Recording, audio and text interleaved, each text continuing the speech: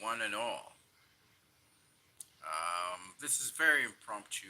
It's pretty late in the night, but I want to engage in this conversation. This conversation. Um, as a Snyder fan and a DC fan, I think this conversation is going to be very important. So, here's my 2 cents on the conversation. The question a lot of people are saying is that, or the statement they're addressing is the Snyderverse dead? Did the Snyderverse fail? This is a narrative that is going around. And also, will the Snyderverse be restored? So, all of these questions are questions that are fair enough. And also, another question that is also, I think, a fair question is the direction that DC is going in terms of what James Gunn describes as the DCU, what we know as the DCEU. Can Warner Brothers successfully get that direction which they're moving towards, of course, trying to unify with Marvel? Can they get to that endpoint? 2023 is going to be an interesting year. So let's unravel those questions. We're going to take our time and unravel it. But before we do, I want to read this piece of scripture and answer it, right? So, in Luke chapter 2, verses 29 to 32, it says, Lord, I can die in peace. As you promised me, I have seen the Savior you have given to all people. He's a light to reveal God to all nations, and he's the glory of your people, Israel. And I asked you guys the question, who's the person that said this? The person who said this was a prophet who was in the temple of Israel. His name was Simeon, aka Simon. And when he saw Mary and Jesus, he exclaimed this. And why that's so important is because there is something transformative and great about revelation knowledge, but not just revelation knowledge, but in terms of true faith. Meaning, he asked for this to happen, and he received what he asked for. Let me say it again. He asked for this to happen, and he received what he asked for. In the Bible it says, ask, and it shall be given unto you. Seek, and you shall find. But what he asked for was something tremendous. Okay? And God kept true to his word. He was faithful. He asked through the eyes of hope and faith, and he was able to see with his own eyes. You know, this is the positive version of what Steppenwolf was saying in the negative sense. Steppenwolf was talking about bondage and controlling people's minds and the anti-life equation. He said, I see with my own eyes. Well, I'm flipping the script a little bit, and I'm showing you Simeon, who sees the promised hope with his own eyes in flesh and blood. And for us, this same experience we have as Christians and as believers, when we received the Jesus into our lives, we were able to receive within ourselves this hope.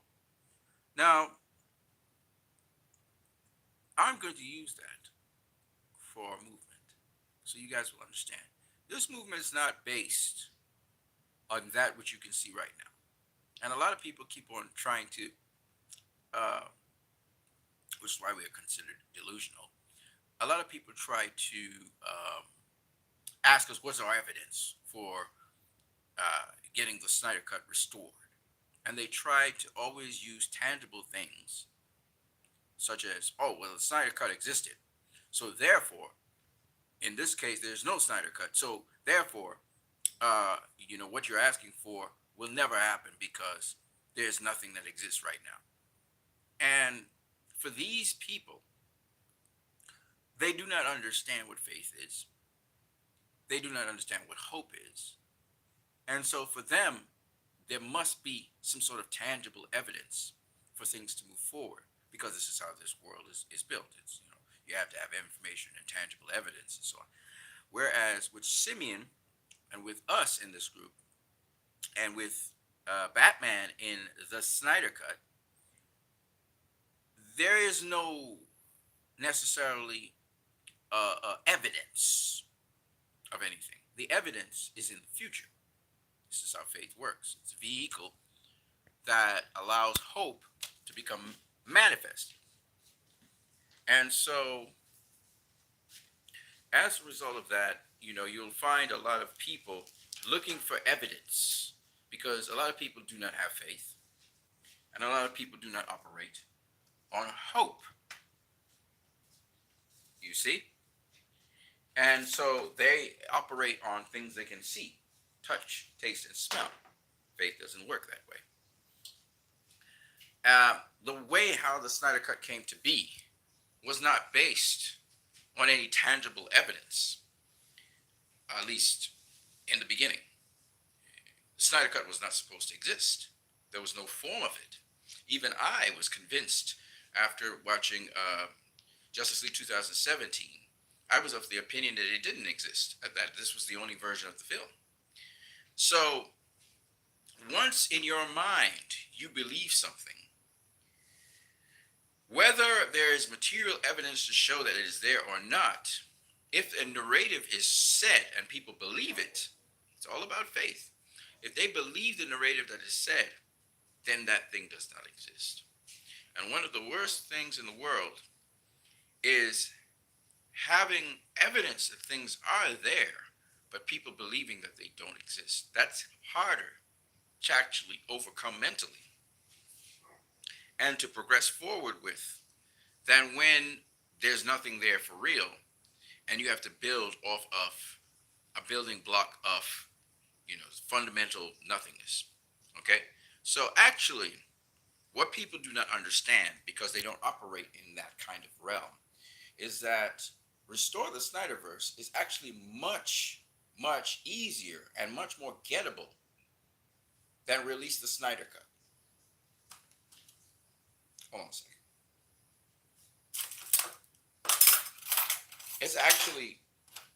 It's actually something that can be accomplished faster and easier.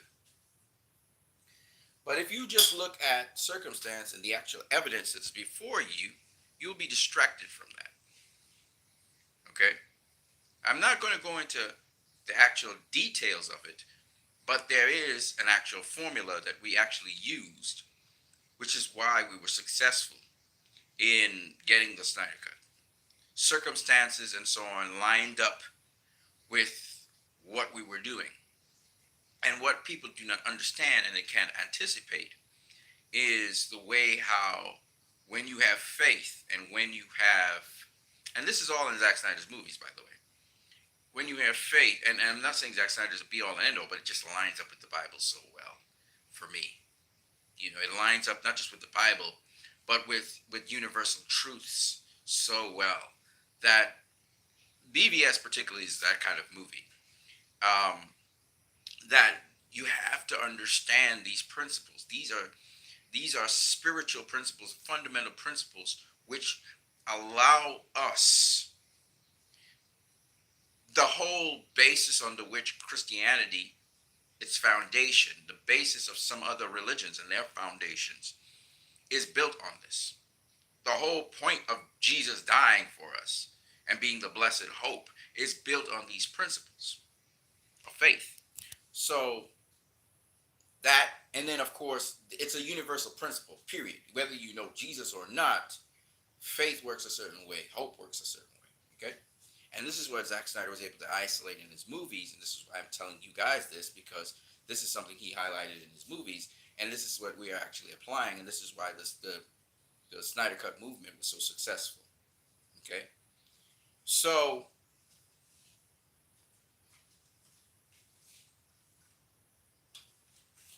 And it's interesting because the movie basically reflected what our journey as fans of Zack Snyder, pushing for the Snyder Cut. So let me try and help you guys understand what is going on, because a lot of people talk about data and data and data, and that's important. Don't get me wrong. And I don't want to go into nuts and bolts tonight. I could go into nuts and bolts, but I will not go into nuts and bolts tonight. Um, but suffice it to say, what happened with Simeon, where his faith was ultimately rewarded, is the same thing that's going to happen to us. The Snyder Cut, the Snyderverse will be restored. No matter what you see in front of you, it will.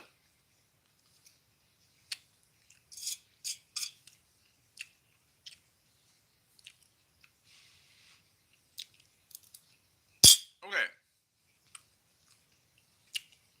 So, online I see a debate with certain people, and other people want to give up. And then you see people who are detractors of this whole idea.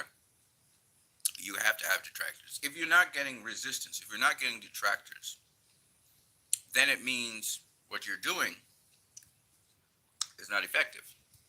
You have to have people who, for some reason, are perturbed by the fact that you could be asking for the Snyderverse to be restored. Let's go into it in a little bit. I'll show you what I mean. Hold on a second. Let me just, I want to get more comfortable. Or maybe I should just stay here. All right. I'm eating, so it's an informal video as usual.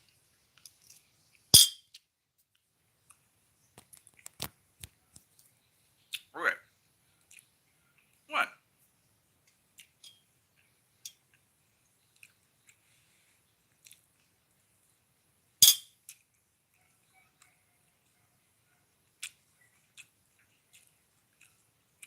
Will the Snyderverse be restored? Through the eyes of faith and through the hope? Yes. And the conditions will line up for that to happen.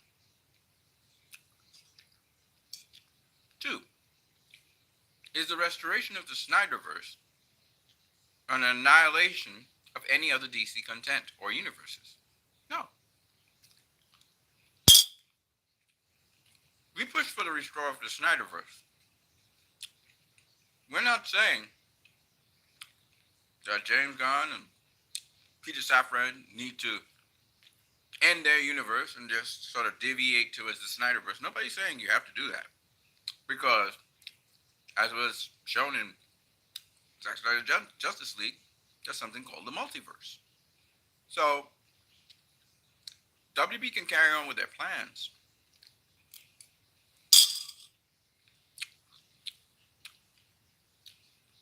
Put out David Ayer's Suicide Squad in cinemas. Put out the Snyder Cut in cinemas. Let Zack continue his 2 more movies he has to do. And let Ben Affleck do the Batman movie. Ultimately, those are the things that need to be finished.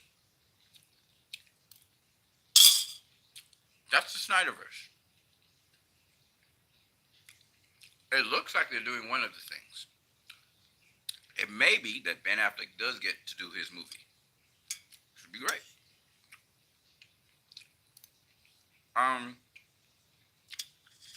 So we are already seeing signs. I'm not saying it's going to happen, but we saw Henry Cavill come back. Gal's there. Ben's there. So you see signs of this happening. It's manifesting itself. Okay? And it's not because of the studio execs. It's not because of the studio, their vehicles. It's because of your faith. Your hope and your faith that this would happen. It's manifesting. The word is manifesting. It's manifesting itself. It's starting, you're seeing signs of it happening. Okay? These are spiritual things I'm speaking about. I'm not speaking about any physical thing right now. Okay? So, same thing we saw in Zack Snyder's Justice League with Batfleck. Right? Started off, Aquaman didn't want to join. Wonder Woman left him. But things started to fall into place because he had the faith. He had the hope and faith it could happen. And it's the same thing that's happening here. Okay? Doesn't matter what you see in front of you, everything's going to line up. Everything's going to line up with what we've been asking for. So what you have to do is not quit, not give up.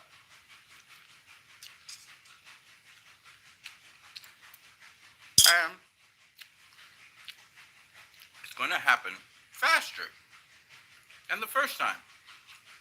We started the campaign, released the Snyder Cut right after the the Justice League movie was released, right? This campaign began November, December of 2017. Within the space of less than 4 years, March of 2021, we got the Snyder Cut. If there's anything you know about Warner Bros., is the more persistent you are, because they don't know what they're doing. We learned that. They just throw things on the wall. They change their minds at the drop of a dime. But if you, the fan, giving you a little insight here, if you stay consistent on what you want, they will. This has been the history of their company. They will eventually cave into you. It's just what it is.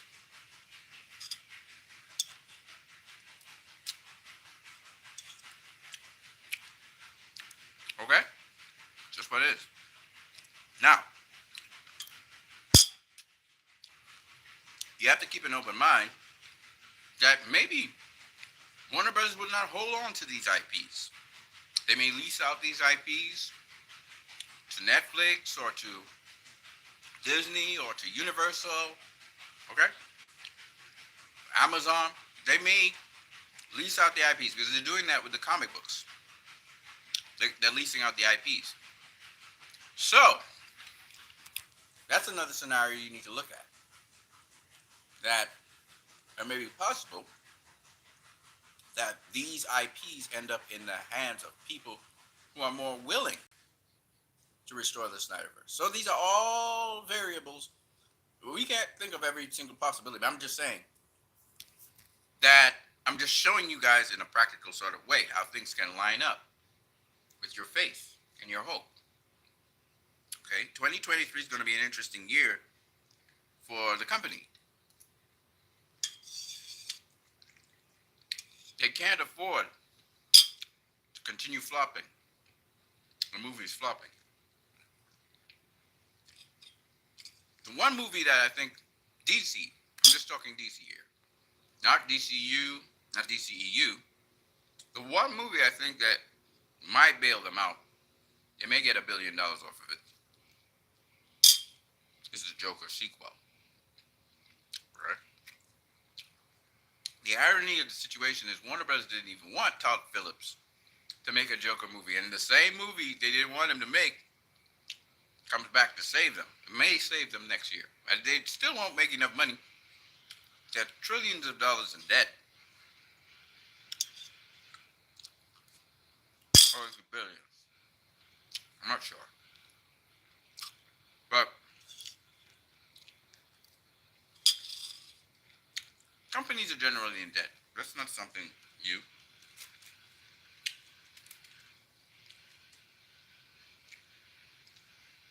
But the thing is, if the movies are not moving the needle, they're not even making profit.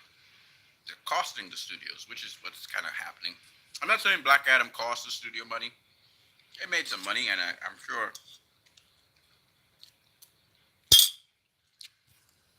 Black Adam had sponsors. So I don't think when everything's canceled out, maybe they broke even.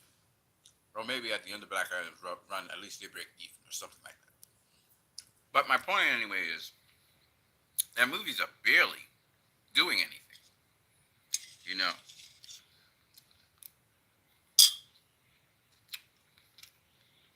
And they're going to need something to happen next year, in 2023. one of those DCU movies, whatever you want to call them, has to do something.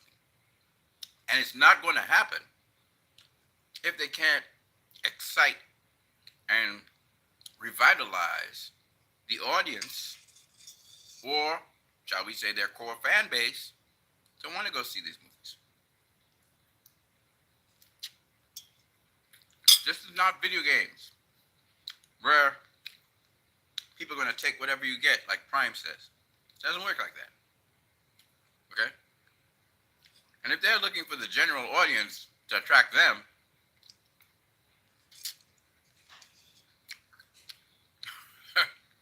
general audience doesn't just like a movie just like that. And what you find is, like with Joker, the general audience was intrigued by it because the take on it was very interesting. If you continue to make generic movies, there's no interest. Why would somebody go watch a movie that something they've seen before? I'm not going to do that. So, Warner Brothers right now, the direction they've chosen, I wish them well. I'm not going to say anymore. I was more blatant about it on Twitter. I wish them well. But as General Zod asked Superman, will you be a part of this? Can you be a part of this? Superman said, Zod, I can't be a part of this. I similarly cannot be a part of that universe.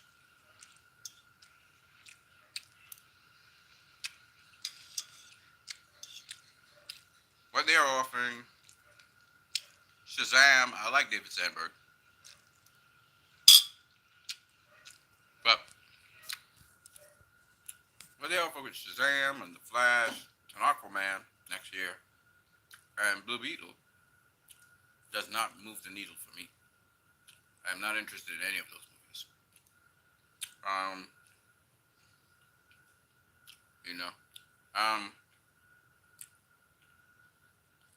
No set of reshoots could save those movies, in my opinion.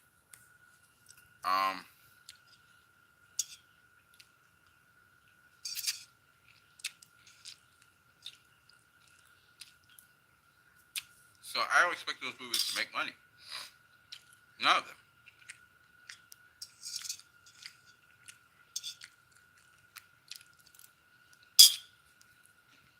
You can argue David Zaslav put those movies under the charge of people who are invested in them. Peter Safran, he's a producer in some of those movies. So he said, you know what? Zaslav, like 2023, you do your thing. See what you can do. And he's not, basically, Zaslav, Abdi, DeLuca, they're not doing anything. They're going to sit back, watch, and see what happens. And if they fail in 2023, Zaslav and they're going to go a totally different direction. So that's my take on it. That's what it looks like. Why Zaslav would do that, I don't know. If I were him, I'd just scrap that stuff. But I'm not him. It's not my job to do what he does. He gets paid to do what he does. My job as a fan is to ask for what we want. What we want is restore the Snipers. Right?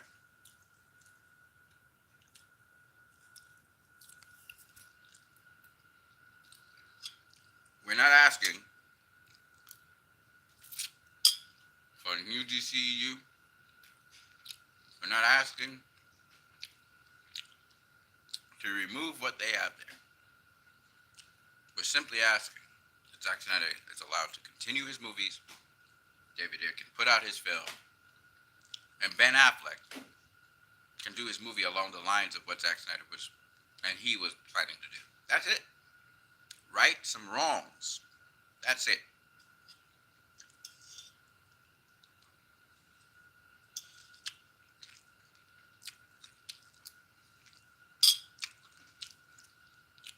feel you want to invest more into this universe, the Snyderverse, then feel free.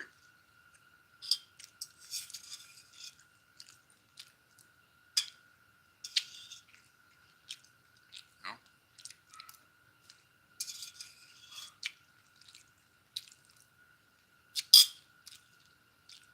know? Now,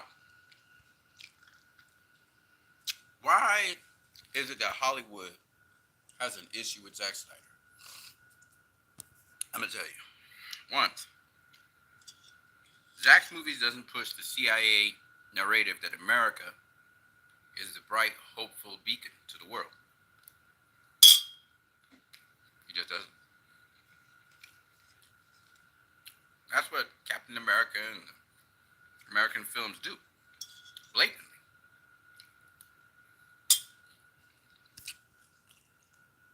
Martin Scorsese, several other esteemed people like Villeneuve, Denis Villeneuve, who does Dune, and just several esteemed filmmakers and actors have commented on how Hollywood has dumbed down movies and has been pressing an agenda since 9/11. Let me explain. Feel-good movies are about how good Americans are, how glorious their military is, how glorious the CIA and police forces.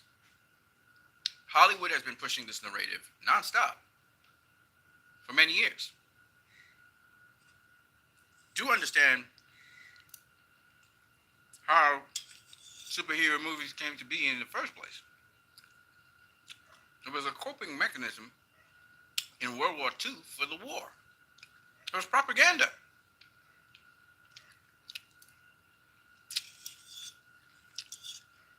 And Zack subverts that. In BVS, the CIA was not seen in a positive light. In Batman v Superman, we saw cops and police officers shooting at other cops. We saw them scared. We saw corrupt dealings in high places. Deals going down. As Zack Snyder said, if you believe your heroes don't embezzle money, don't lie, cheat, and steal, then you're in your own fucking world. Right? Zack grounded it down.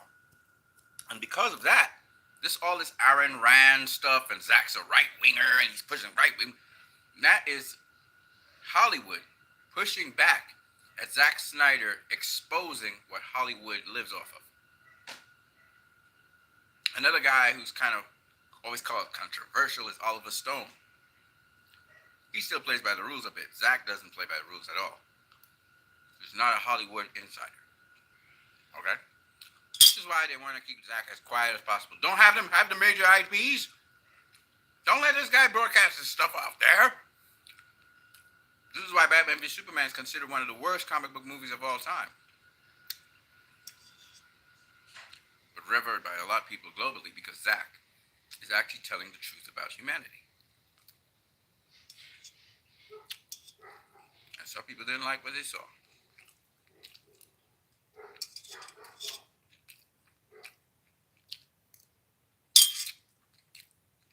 So,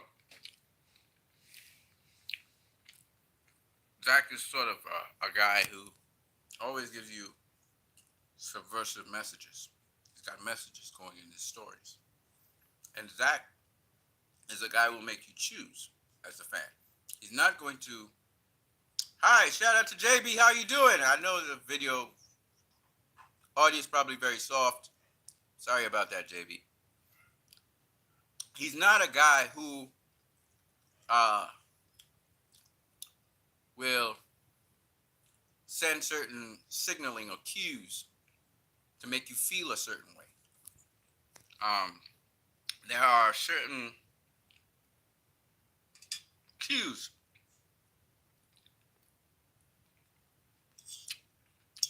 that directors use to actually manipulate the audience into feeling this way or that way about something. Okay? Whether it's musical cues, or um, certain facial expressions, etc. So, for example, you will look at somebody and say, he's the villain in the movie because of the facial expression on the person's face, even though what they're saying is not villainous in any way, shape, or form.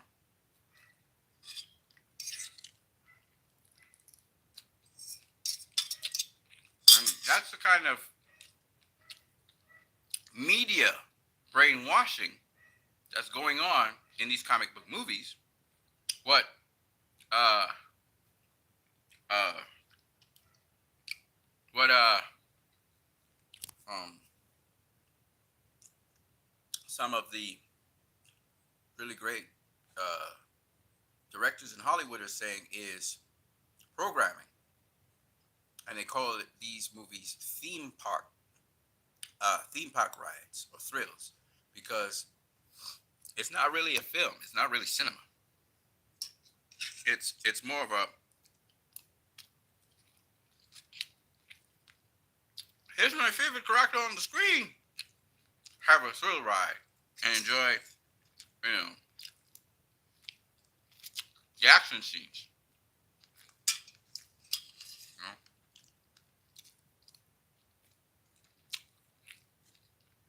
And hammer out a certain narrative over and over and over again. You know?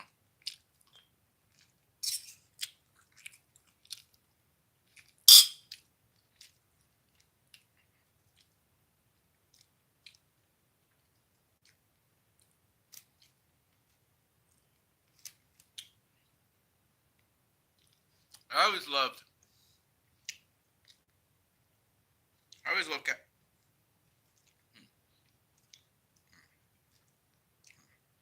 I always loved Captain America, the First Avenger.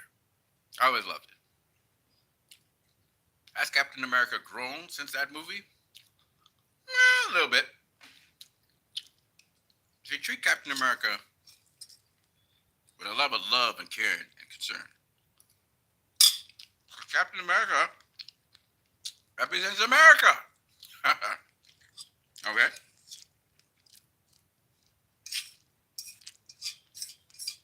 America's position on things. Propaganda.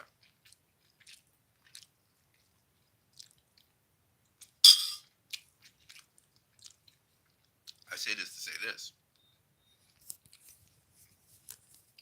Zack does not do that with Superman. I hear a lot of people say that Superman is a flawed character in Man of Steel and BVS. That's just bullshit. I'm going to say it straight up. Superman has very good ideals. He follows the right rules of engagement. He's a gentleman. And if he was a flawed character, a lot of people would be dead right now. Dead. When he was on the verge of crossing over as a child in the school, his mother was there to keep him balanced and in sync. His parenting was very, very good. They say, well, Superman wouldn't let people die like his father.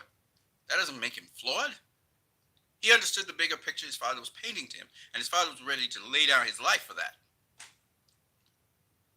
That's not flawed.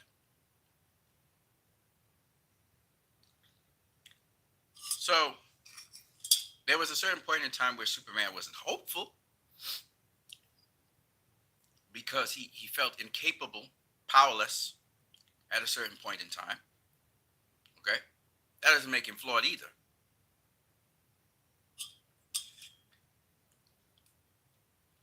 If that's the case, if you're a Christian out there, explain to me what was happening to Jesus in the Garden of Gethsemane.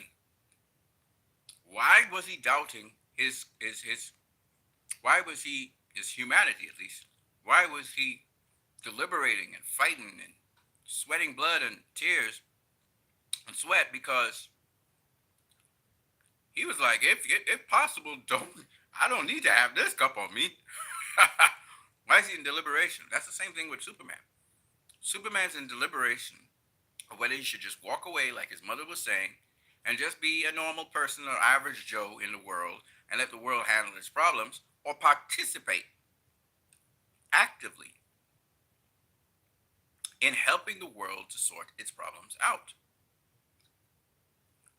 with his abilities and his powers. This was the dilemma. And for a moment, he decided to step away. Okay? He decided to step away and spend some time reflecting and thinking about the situation. Okay?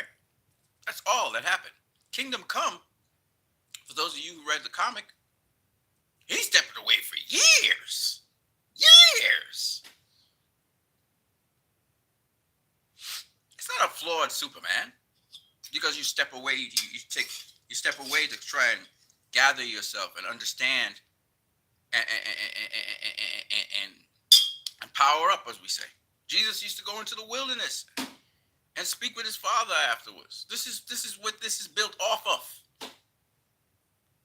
This Superman character Zach did is built off of that. I mean, come on now. He's not flawed. But the world he lives in is flawed. I challenge anybody to show me where in any of Zach's movies, Superman behaves as he has flaws in his character. I challenge anyone. When he steps up and he kills to save the world. He destroyed Doomsday. He destroyed Zod. I challenge you to show me somebody else he killed other than Zod and Doomsday in all of the three movies. They say, well, the terrorist guy. No, he did not kill the terrorist guy. I can guarantee you that. He shielded him. He cradled him as he was blowing through the wall. He did not kill anyone. And he said it. He told Lewis, I didn't kill those men. I didn't kill anyone. Because Superman,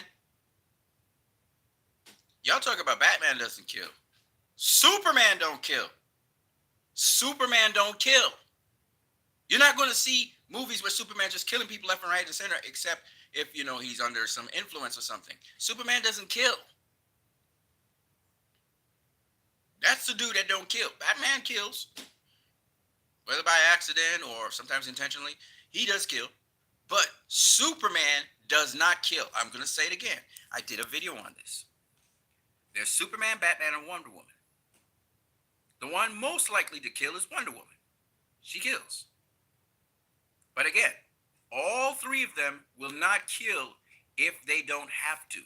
They're not going to go out there like the Punisher trying to kill and just do any means necessary to just kill whoever. They're not going to do that.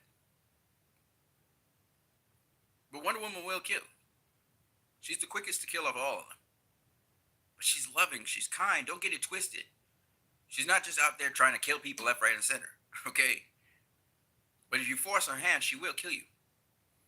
Batman is less likely than Wonder Woman. He's not trying. He brutalizes you, break bones, all kinds of stuff. He's pretty violent.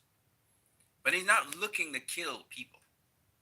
Okay? This is an important point that people miss. And of all people you could talk about, Superman hates killing. If you look at most of the Superman, any Superman movie, I challenge you, any Superman movie you've seen, once he's not influenced by any, like Brainiac or he's influenced by Kryptonite or he's influenced by Darkseid, the anti-life. Any Superman movie, you're not going to see Superman kill people. What do you see Superman doing? Helping people, protecting people, defending people. That's what Superman does.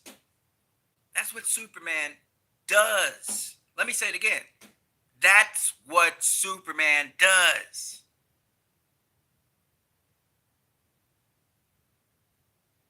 If you look in BVS, the first thing Superman does to Doomsday, does he try to kill Doomsday? No, he doesn't try to kill Doomsday. He knocks him into outer space. The same thing you guys said he should have done with General Zod, except what you guys don't understand, is that what Zack Snyder is showing you in these movies is an evolution of the character. He's not Captain America. It's not Captain America. Zack Snyder is showing you, just like how Christopher Nolan showed you how Batman became Batman. Zack Snyder is showing you how Superman becomes Superman.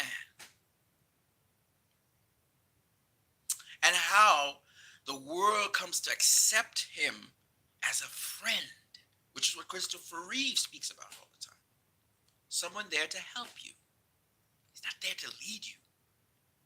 He's not here to dictate to you like a tyrant. He's there to help. Like the Holy Spirit is there to help Christians.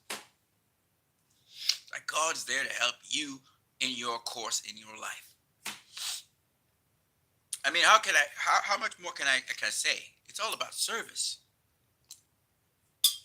So the reason Zack Snyder called Man of Steel, though David Goyer, whoever, is because until the last 30 minutes of the movie, you're watching at someone who is not Superman.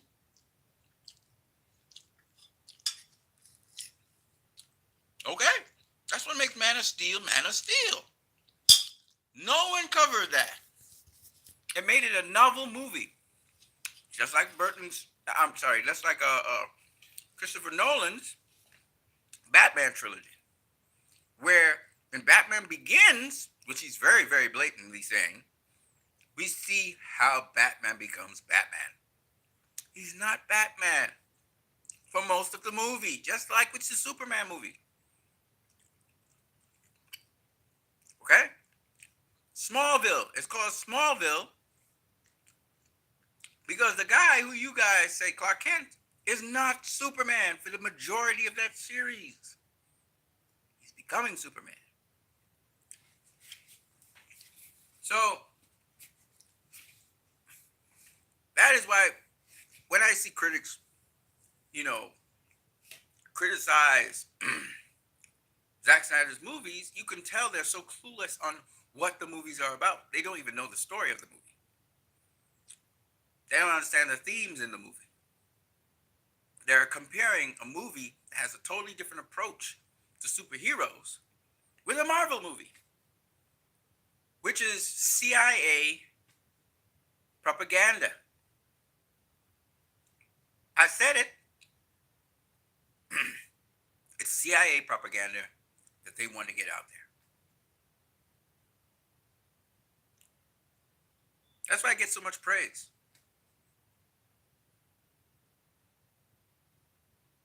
Now,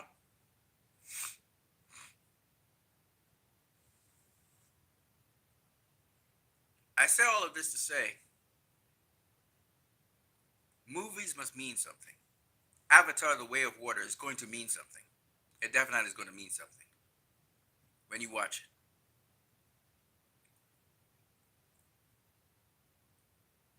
Because it's about appreciation for the oceans. The first Avatar movie was about appreciation for the rainforests. Living in harmony with nature. The indigenous people, when the first Avatar movie came out, were so very happy that somebody was speaking on behalf of them. Because nobody pays attention to the native peoples to this day. We don't see much news on them.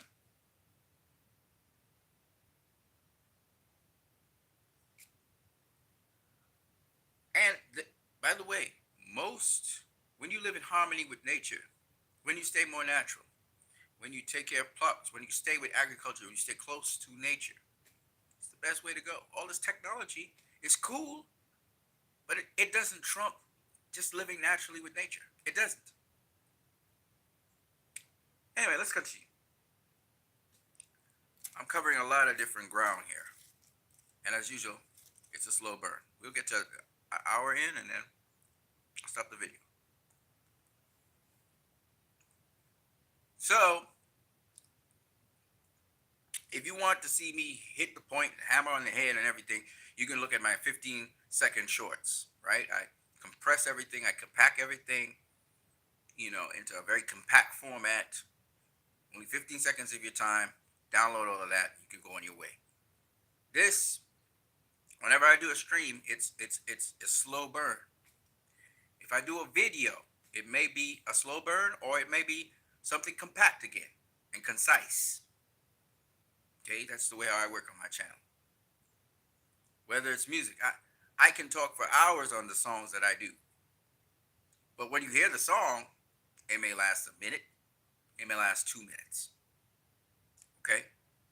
This is why I really admire and appreciate art in with certain directors, because they can say a lot, say a ton of stuff in a very in just one look or one glance or the sound of music.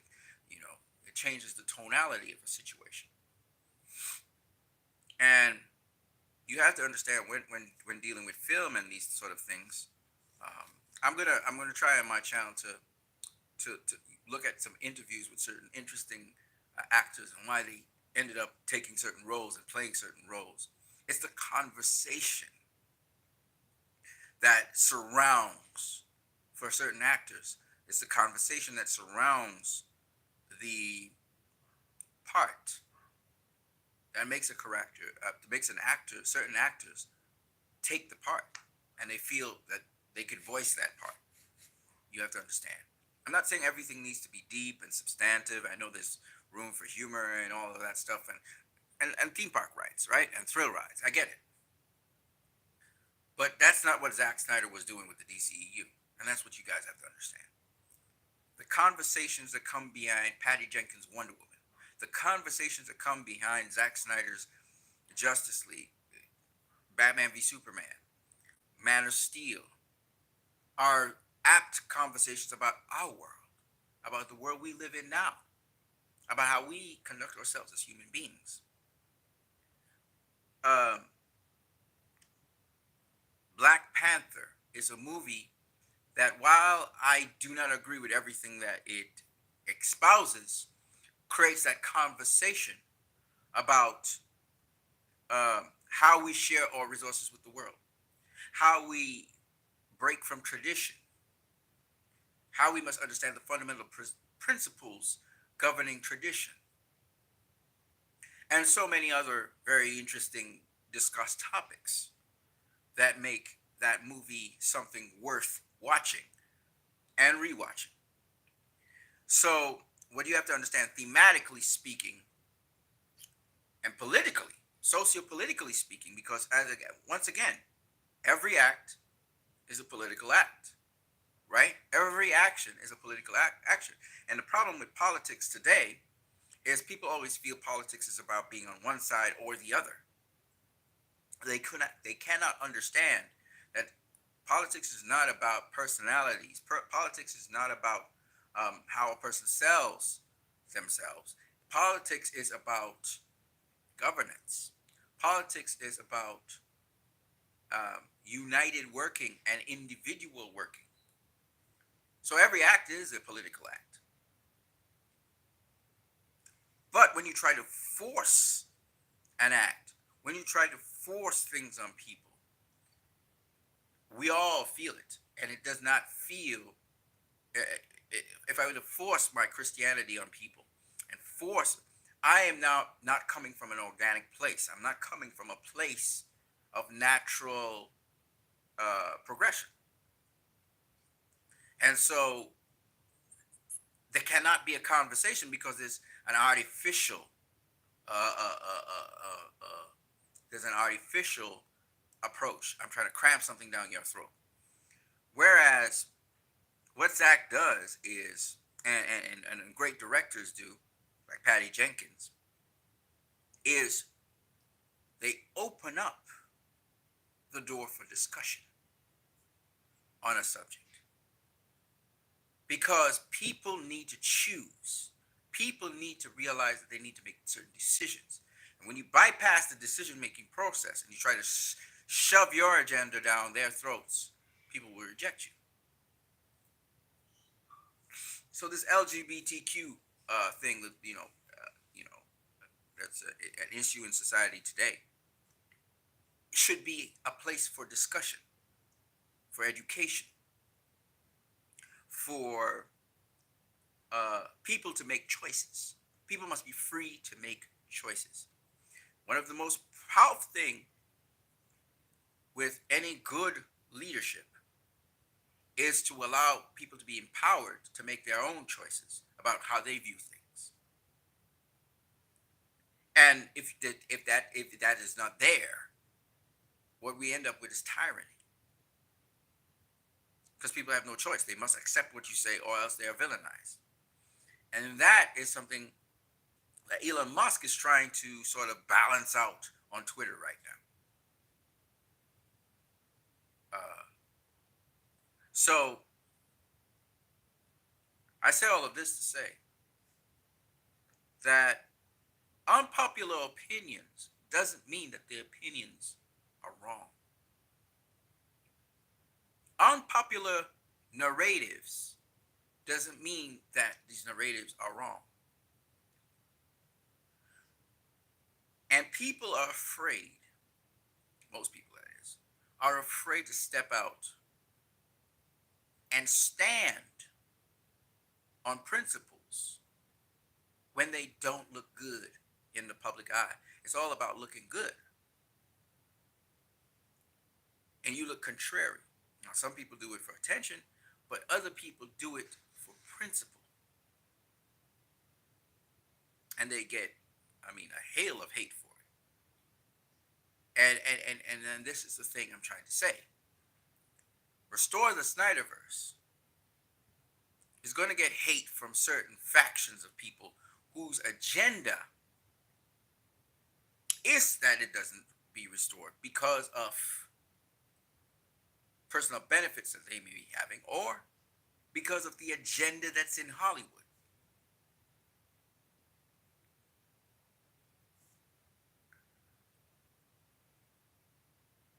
Training Day, David Ayer's Training Day, showed us that police officers can be corrupt.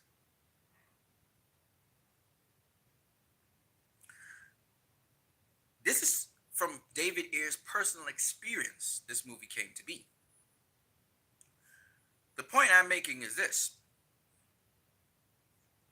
Great movies are not great because we say, or Hollywood says, or the Academy Awards say that they're great. No, it's the impact these movies have on people's lives. The volume of people that are affected by these movies is great. And then on top of that, the transformative nature of the movie is great. You do not leave that cinema the same as you came in. And audiovisual means is potent, it's powerful. Because the amount of downloads of things that go into your mind and into your body and into your spirit after seeing something on the screen demonstrated before you has a residual effect not just on you but on the people around you. It shapes who you are. They tell you, don't tell me something, show me it. Well, that's what movies do. They show us ourselves, the good and the bad parts of ourselves, the admirable and desirable parts of ourselves. But if it's manufactured on an assembly line through a committee, it gives us a fake and false image of ourselves. Now, therefore, movies can be a vehicle through which we either know the truth of ourselves or it can be a vehicle to share propaganda, lies. So you have to understand this. These are fundamental things. What we as Restore the Snyderverse group are doing is saying If you want to do your propaganda thing, fine. But we would like kindly that you also allow us to tell the truth in movies, to keep the old school values and carry them forward. Because corporate interest and corporate consensus is always going to toe the line of propaganda. That's why they have mottos, and that's why they have themes, and so on, because it's a big organization, it's a big organism. So you will tend to see corporate dealings filled with propaganda, filled with advertisements. But you will find that sometimes, because Warner Brothers had a director led sort of policy, you get that one or two movies in I'm talking about in comic book movies now, which are risky, which do not toe the line. And you'll always find the majority of people will gravitate towards these things because they're not the same as everything out there. You look at the music industry. Everybody's copying everybody. Everybody sounds more or less the same. It's a sea of sameness. There's no one like in the 70s or 60s who is separating themselves from everyone else and doing something different and saying something different. And that's because the music industry, even though it's not as corporate as it used to be, is still corporate. And similarly with movies, particularly comic book movies, I can't talk about other movies, these big tentpoles are the same. They do the same things, they have the same beats, they have the same rhythm, they have one or two details in content and maybe different costuming, maybe a different environment, but the same stories said over and over again. The same message is sent over and over again. After all that adventure and all those things and all the stuff that has happened, it's the same message they say all over and over and again. And my point is, that's agenda driven. Not to say that that's a bad thing, but corporate agenda driven. I always ask people, why do you want to see feel good movies? You like being in your comfort zone. But what do feel good movies do? The same thing alcohol does. The same thing drugs does. It just medicates you. It keeps you in a certain state of mind temporarily.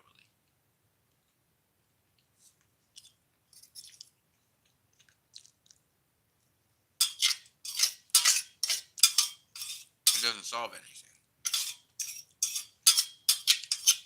But transformative movies, they have a difference. They make a difference. Okay?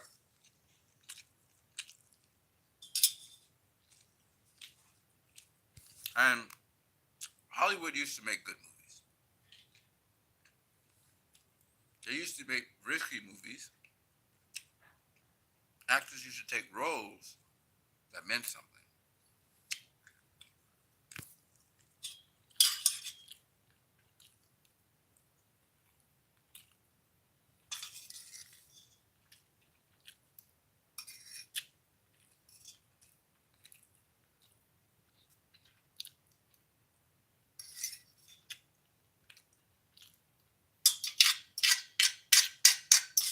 In a way,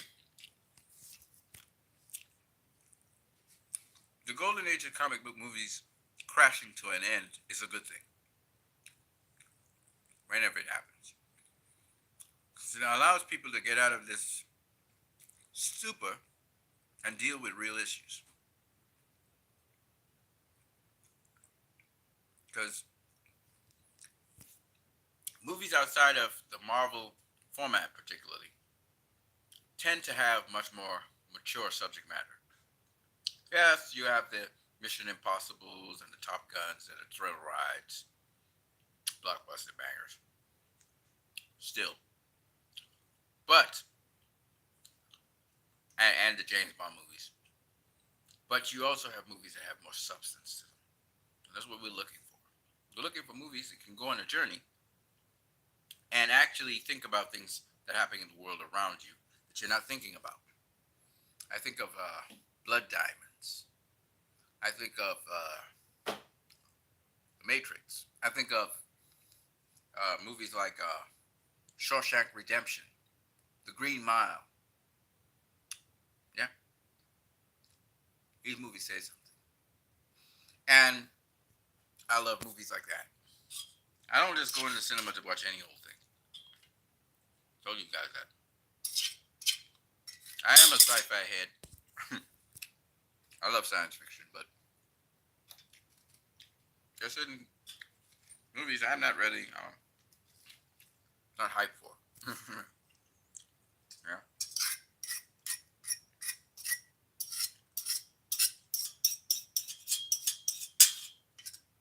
So I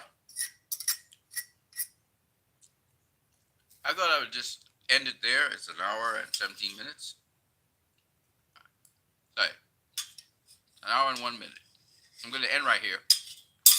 But will the Snyderverse be restored? I believe so. Still. Should we press on? Absolutely. I believe that certain directors have something to offer. Denis Villeneuve, Ridley Scott,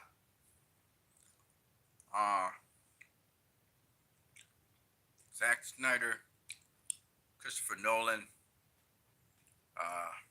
Martin Scorsese, uh, what's the guy's name? Denzel Washington. You know, and there's some actors out there that are just great. You know, and my point anyway, big movie or small. Oh, how could I forget James Cameron? Huh. Even Patty Jenkins, hell of a director. The execution of Wonder Woman 84 was not the greatest. JB says, Gunn derailed everything again. I was getting such high hopes too. I hear you. I don't think what I'm trying to say to you guys is, I want you to understand something.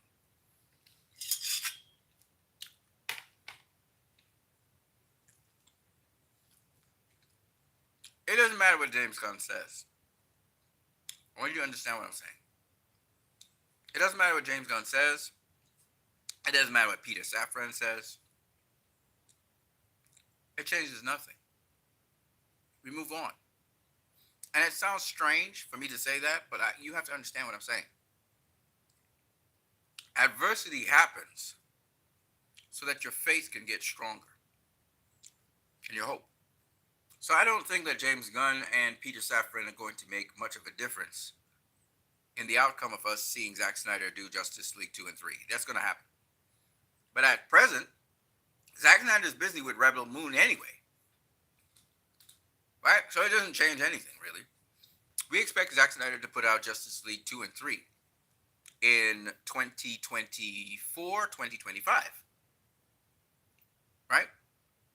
2023 is booked in terms of DC movies, right? 2023, we're going to have Blue Beetle, Shazam, first, then The Flash, then Blue Beetle, then Aquaman. We're having 4 DC movies next year.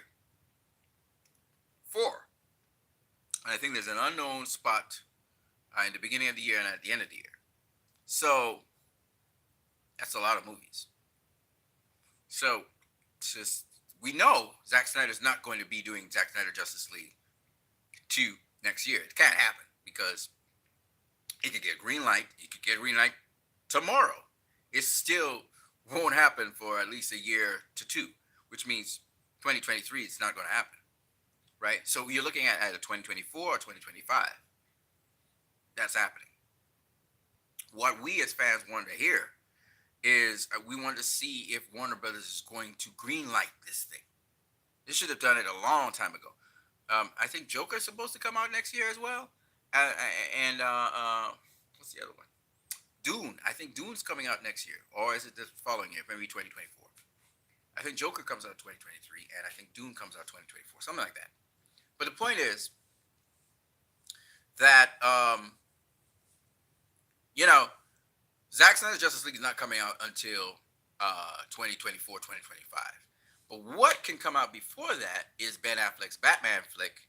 And what else can come out in cinemas, that is Zack Snyder's Justice League and David Ayer's Suicide Squad. Those things can go into cinemas, not on HBO Max. I don't want to see no cinema. As David Zaslav said, things that are made for cinema need to go into cinema.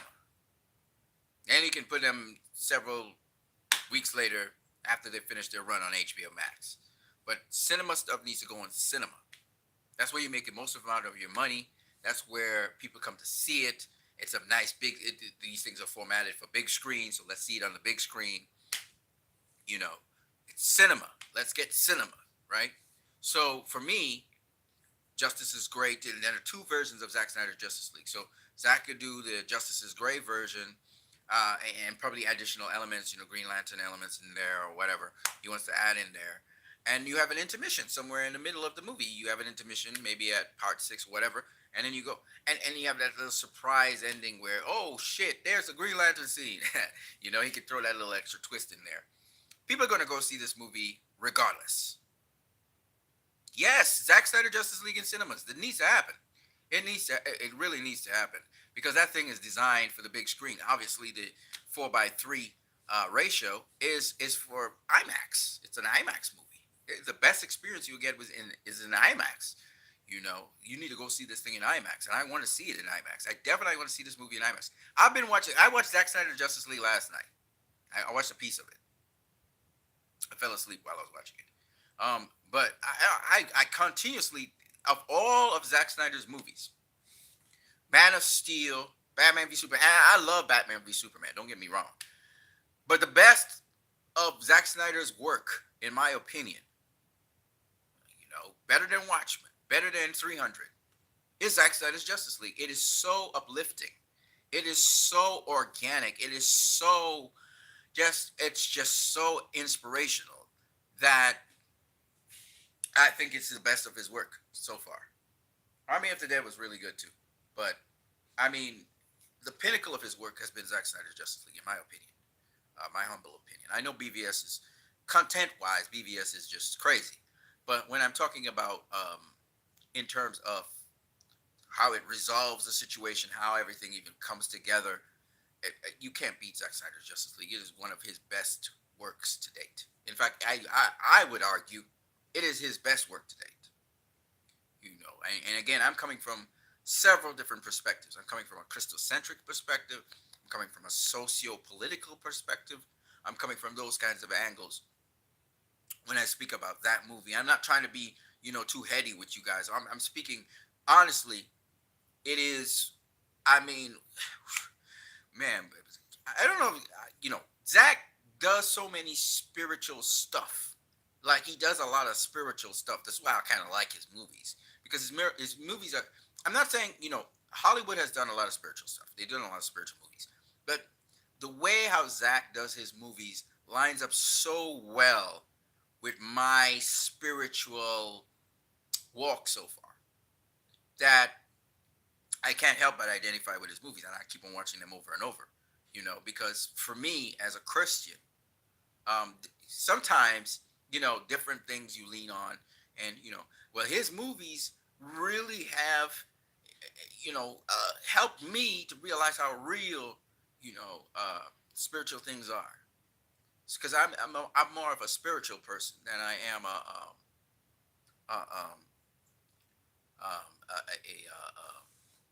what I say, a person who focuses heavily on just physical things. I'm much more I much more tend to want to go towards spiritual things, and so as a result of that, but of course I won't be talking all of this stuff. I want to talk some crazy spiritual stuff, to you guys because I understand what interface I'm dealing with and people, and I kind of sort of balanced out a little bit. Uh, I learned how to kind of adjust to society. Again, this is kind of like Clark Kent, right? It's kind of like Kal-El, learning how to adjust to the environment you're in. You see what I'm saying? So it's like I can really identify with Kal-El a lot, and that's why my if you go on Twitter, you'll see my icon is Superman. He's in the black suit on one side, and then he's in flaming red fire on the other end. The way how his suit is looking. It's a duality. I'm saying I'm saying that the spiritual side of Superman is this, and then the physical side of him is this. It's a duality. But um, you know, uh, uh, uh, uh, these movies, man. I mean, I really appreciate Zach for these movies, man. I really do. Somebody actually came out with the guts and balls to say some things and to associate with some things that, in a certain sort of way, that really just I vibe with heavily. You know. So anyway, uh, restore the Snyderverse is something is very, very, very doable. Warner Brothers could say, "Well, we don't have money to. Where are we going to get the money to restore?" Come on, man. It's Zack Snyder, man. Dude will find sponsors. That's not a big deal. That's not a big deal. Zack's right now working with Netflix. What he did. The last movie he did was what? How much they spent? Like $100 million on Army of the Dead or something like that. And Netflix is doing great with Zach, and Zach is doing right now Rebel Moon. I think that's what, and he's getting all these grants. He gets all these grants and sponsorships. That's how he's able to get that budget. Okay, and they save a lot of money, doing that. And I'm sure Black Adam did the same thing. That's why I'm saying I don't know if they actually made a loss with Black Adam. Which is why The Rock's probably chilling out like that. They wanted probably to get it off the ground, but it didn't quite get off the ground.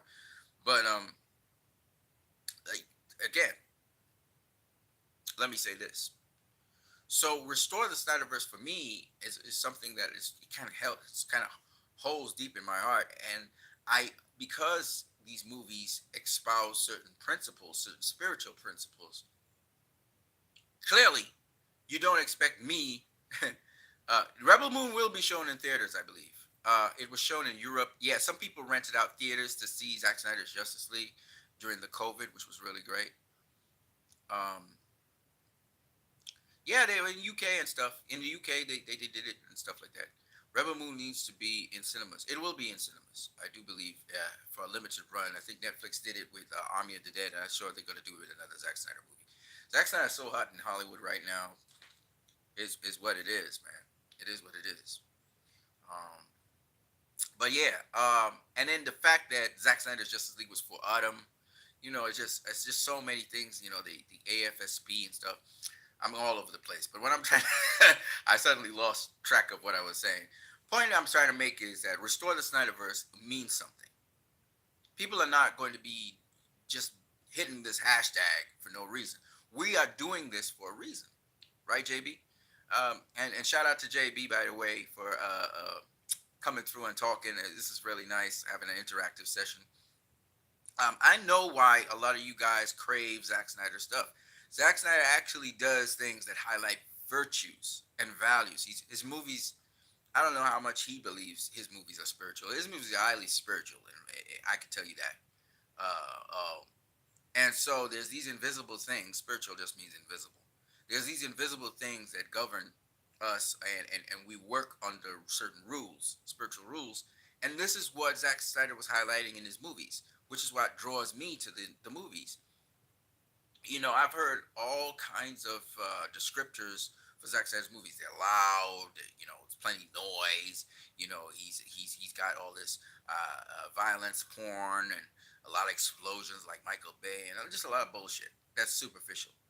And these people know what these movies are. They know how emotional these movies are. They know how organic these movies are.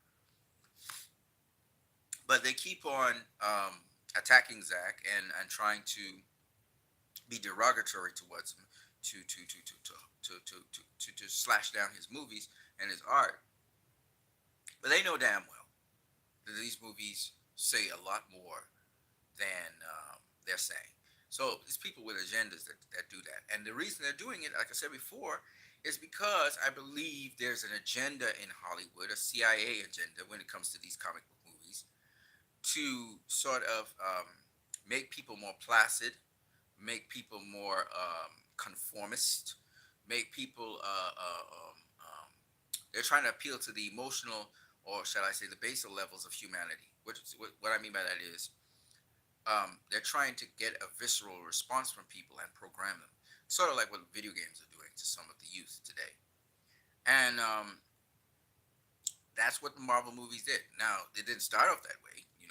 When you look at Iron Man, which was from Paramount, that really, boosted the MCU. The MCU was built off of Iron Man, pretty much, not Captain America. Captain America, as great as that propaganda is, actually didn't resonate enough with the public to make that big response. Was Iron Man.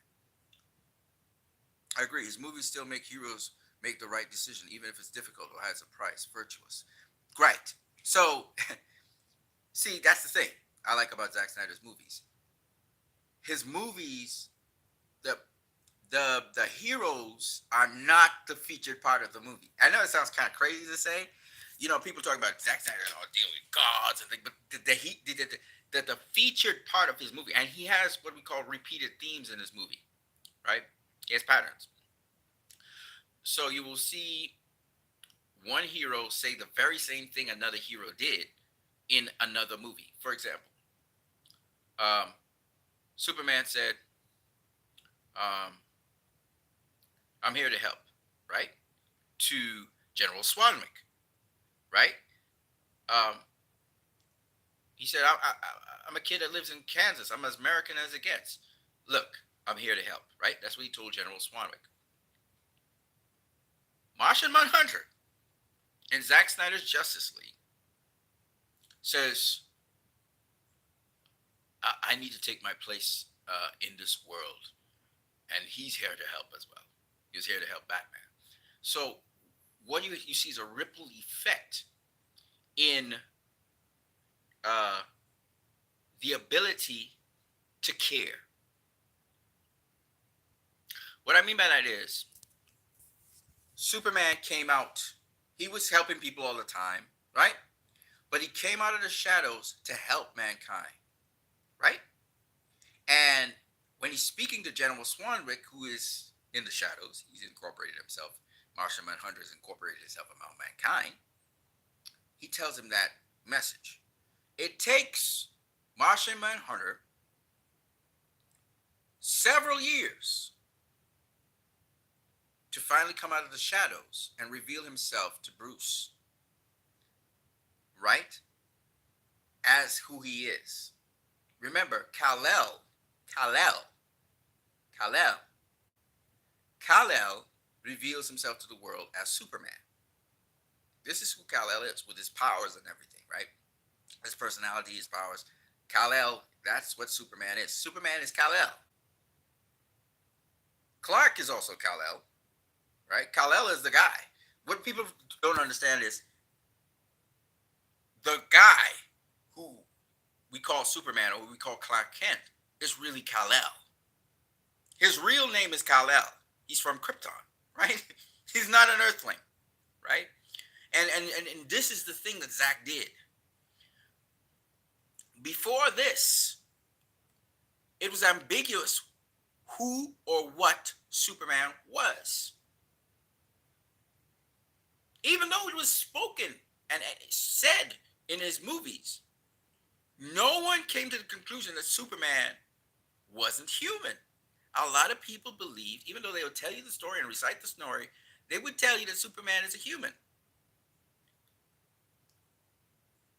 You see? Superman's not a human. He's an alien. Just like Martian Manhunter. Martian Manhunter and Superman are aliens. You see? Superman's not a human being. Martian Manhunter's not a human being. Zack Snyder, for the first real time, hit that to me. I know he's from Krypton. I know Superman's from Krypton. I know he came to Earth. I know all of that story. But I always thought Superman was a human. I always thought he was a man. I just keep on overlooking those pieces of information till Zach brought it home. Superman, because of the way how you remember the Christopher Reeve Superman was about magic. It was about making it magical. And in fact, Christopher Reeve Superman influenced how Superman looked and everything, going forward. And so when you looked at Krypton and how it looked magical. It looked crystally, a lot of crystals everywhere. So it gave us the fantasy that Superman came from heaven like Jesus, and very fantastical. Even the spaceship he moved in was a crystal star. And even when he goes to the Fortress of Solitude, it looks magical, right? So you're never really thinking, wait a minute, wait.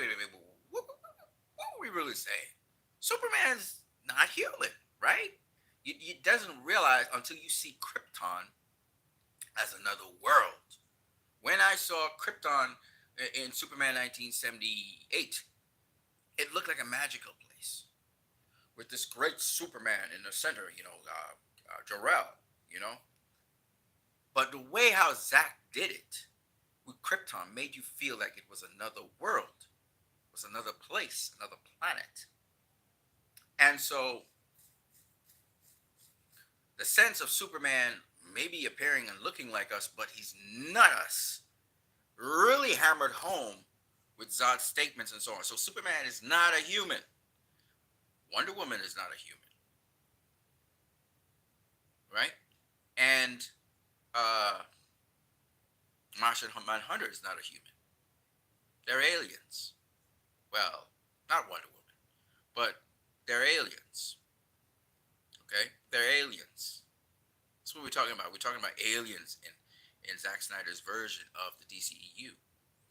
And so those sort of realizations are really profound.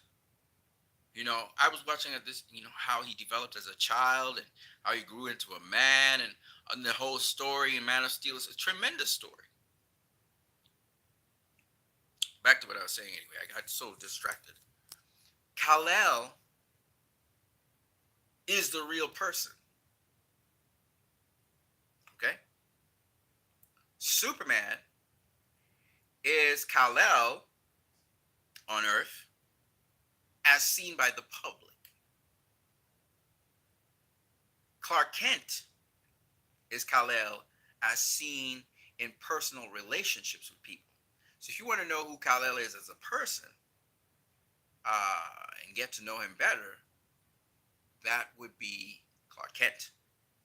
If you want to see Kal-El as Kal-El and get to know him as a Kryptonian that's on Earth, then you will see him as Superman, and you would talk with him as Superman and so on.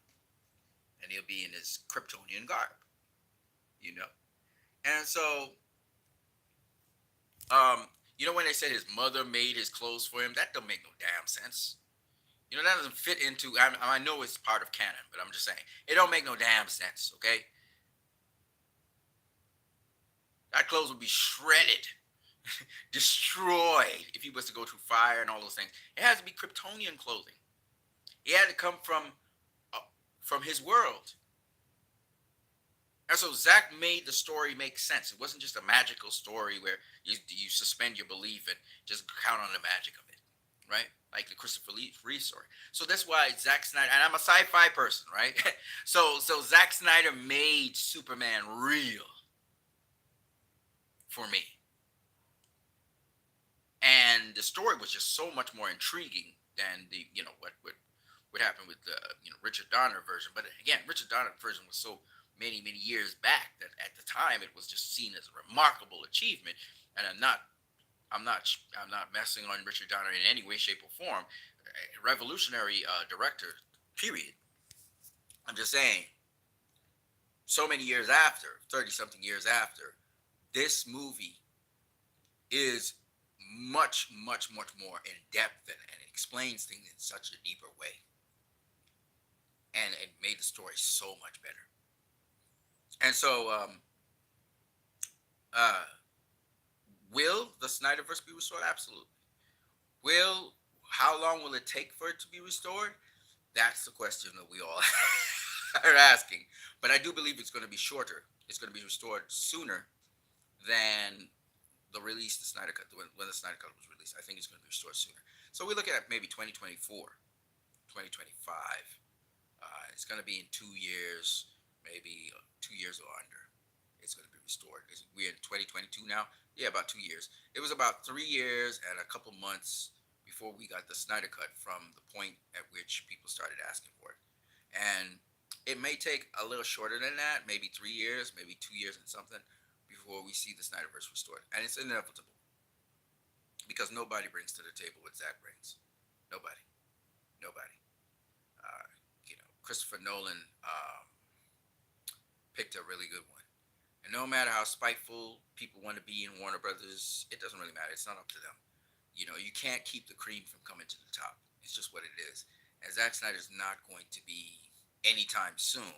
His name and his brand is not anytime soon going to devalue. So it's inevitable. It's going to happen. Um, we have to do our part, our role in keeping it relevant and keep on pushing it and keep on pushing his movies. And it's going to happen. It doesn't have anything to do with, who's in charge of Warner Brothers and all that. That's kind of irrelevant. It's going to happen. You know, we're going to do what we have to do. We're still going to speak to these people. We're going to keep dialoguing with them. But this is a thing it's just a matter of time. Uh, and I think it's going to happen sooner because see, I don't want to say anything about Warner Brothers. I don't want to sound like a hater. I don't want to. What they're pushing forward and what they're trying to do, they're supposed to try to do to get some money to survive. So I'm not against them in that respect. I'm just saying, come on now, let the air cut come out. Come on now, let the Snyder Cut be seen in cinemas. Put those two steps forward at least. Zack's not there. Okay, fine. You don't want to greenlight his stuff yet because you don't want your monetary situation to be okay. Fine, greenlight these two movies. The Snyder Cut just needs to go into theaters. It's formatted for theater. There's no extra money you have to put out. I don't think. I don't know. I'm just speaking as a fan. I don't know. But Zach should have a format that's for movies, and he's going to put it out in theaters anyway. He's going to put it out in Kevin Kevin Smith theater. It's going to show there. It showed before October, I think, of 2021. They put it out in theaters, raised money for AFSP. So it's been in theaters. So it's not like it can't be in theaters. It's been in theaters. So that's a thing that Warner Brothers should do. They should do this. I mean, you want to have goodwill with the fans, do it. You're gonna get more demands from the fans for Zach to continue his universe and so on. That's okay. There's nothing. Embrace it. You want satisfied customers. Embrace the thing. You want satisfied customers. You're going and putting out movies again. Avatar came out again in cinemas.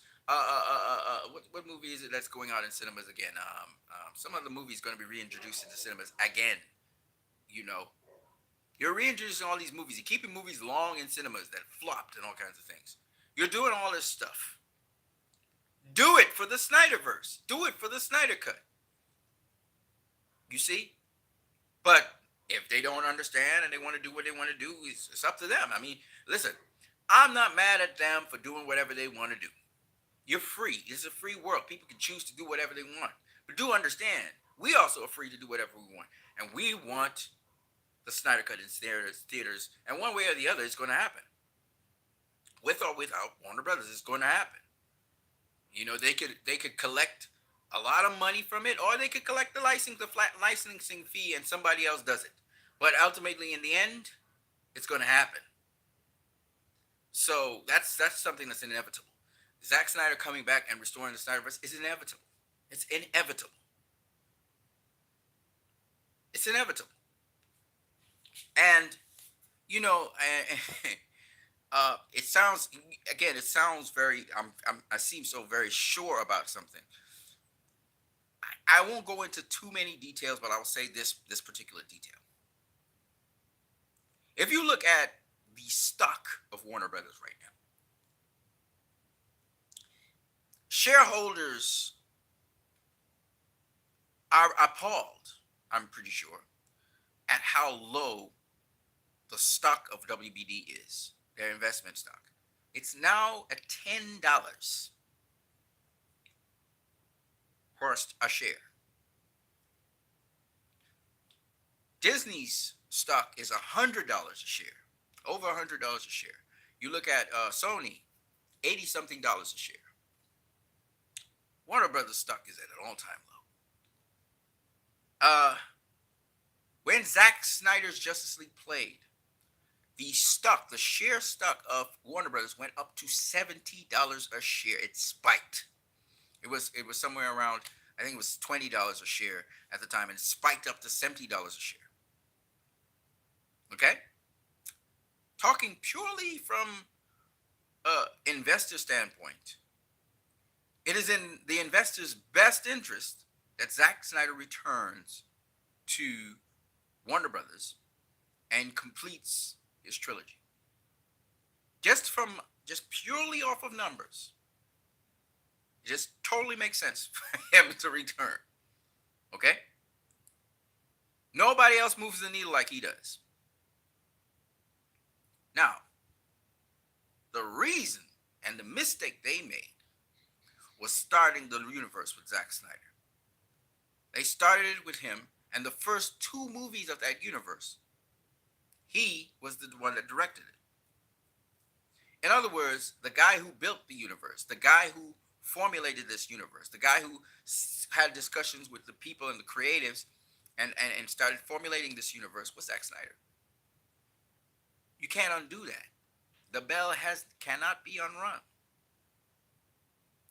As a result, you carried Zack Snyder won over a bunch of people who are loyal to him, or at least his movies, and love his movies. And that core set of people is why his movies did so well. BVS made $873 million.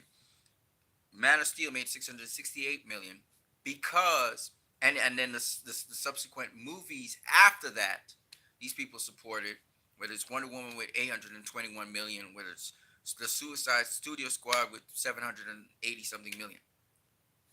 The reason why these movies did so well is because these were the people who bought into the universe, and they fundamentally were driving the traffic. I'm not saying that they made, it's just all of that money is exclusively them. That's not what I'm saying, but I'm saying that they have a substantial chunk of that money.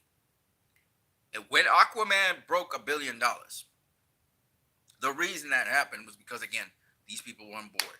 As soon as these people withdrew, the excitement withdrew, and the kind of energy that was towards the DC universe withdrew. And this is why Shazam didn't even break 500 million, and not a single movie to this day has broken $500 million in terms of the DCEU or the DCU, whatever you want to call them, films. In terms of DC films, these same people showed up for Joker. Okay?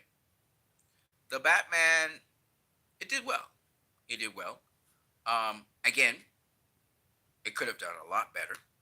And the reason it didn't do as much better was because, again, a certain substantial portion of the DC fans who are Snyder fans, core people, didn't support it. The Batman should have made $900 million to $1 billion. Easy. Black Adam should have made $800 and something million. Easy. These are movies that have the tone that Snyder fans love. Black Adam was not supported because of principle. If it was riding off of Zack Snyder's Justice League and continuing off of that, it didn't matter how bad the film was, it would have made a lot of money. Because people would have seen that Warner Brothers Discovery was heading in the direction of the Snyderverse. With respect to the Batman,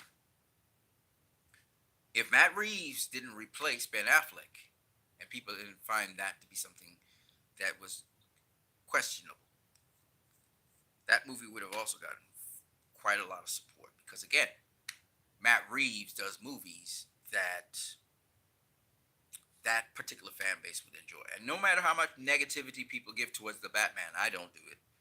I know this as a fact. So Those were movies I could have done way better, given that the fan bases would have supported them fully.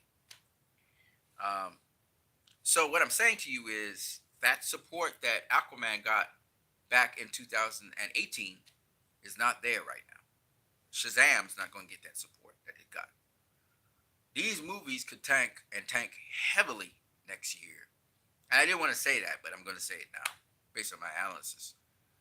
They could tank very severely next year if Warner Brothers doesn't open the door to the Snyderverse happening. Having the Snyder Cut in theaters is a tremendous statement to making that happen and getting that support back that they need. Um, and the air cut going in cinemas, same thing.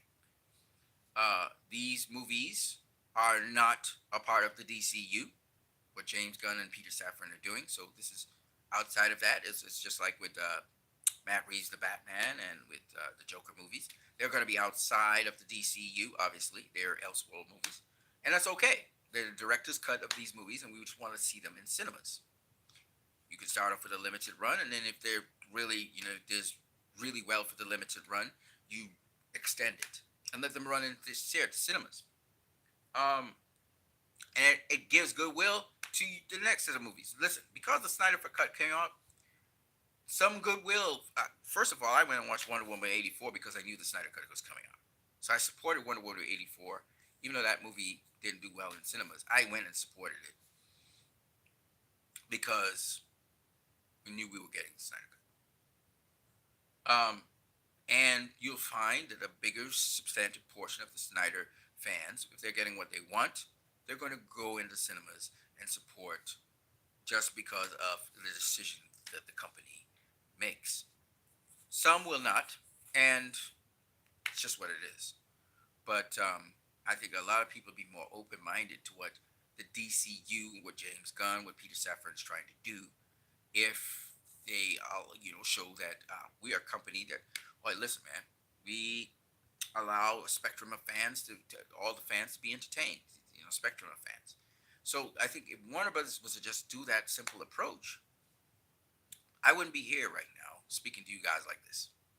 I wouldn't. I wouldn't have to have this conversation at all because we'd all be happy, right?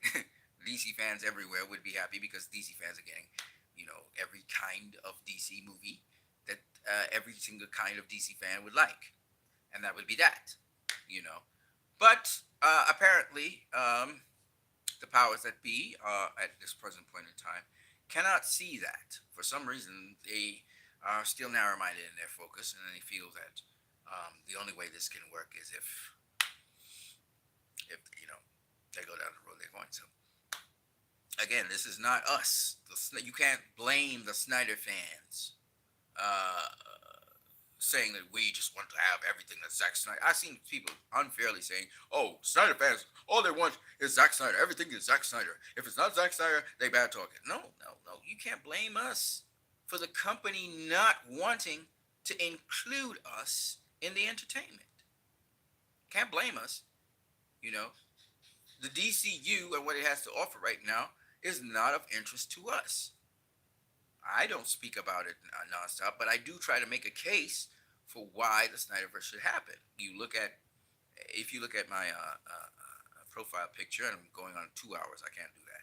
We can't do a 2 hour, but I'm just saying, you look at my profile picture of this video, and you see that Zack Snyder's the movies from the Snyderverse did grossed way more money than the movies of the DCU or the DCU, whatever you want to call it.